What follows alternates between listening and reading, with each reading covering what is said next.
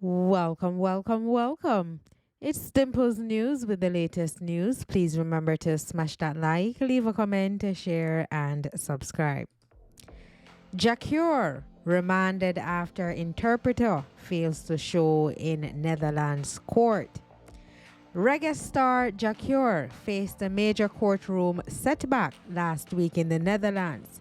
During a hearing related to his attempted murder appeal, the court-appointed interpreter failed to appear, delaying proceedings and leading the judge to remand him in custody until October 9th. Jacure, born Sikator Alcock, remains in pre-trial detention in Amsterdam as Dutch prosecutors appeal his 2022 conviction. The case stems from an October 2021 incident where Jacure stabbed concert promoter Nicardo Blake, aka Papa, during a dispute over unpaid performance fees. In March 2022, he was sentenced to 6 years for attempted manslaughter, but was acquitted of the more serious attempted murder charge. The court ruled that his action did not meet the standard for premeditation. Jacure's legal team has since filed an appeal against the attempted manslaughter conviction. And up next, we have Shaggy. So, in a recent interview, Shaggy talks President Trump, U.S. immigration, and getting £1 million for a signing deal.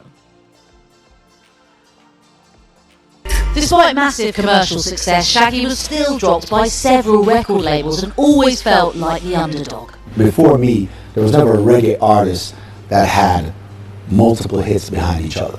You know, I was kind of like the first to have follow-ups that actually go, you know. And even when I did Old Carolina, I think we were the first artists at that time to get £1 million for a signing. It was like unheard of.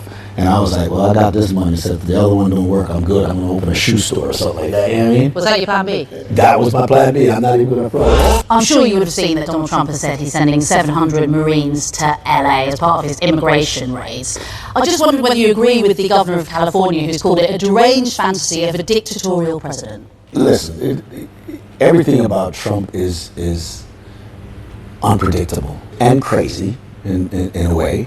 I think this is the first time that a president in like 60 years or something like that, a president has bypassed the governor.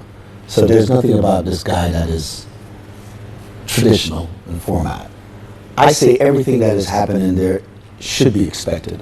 You got to understand with Trump, he's been telling you this. It's documented.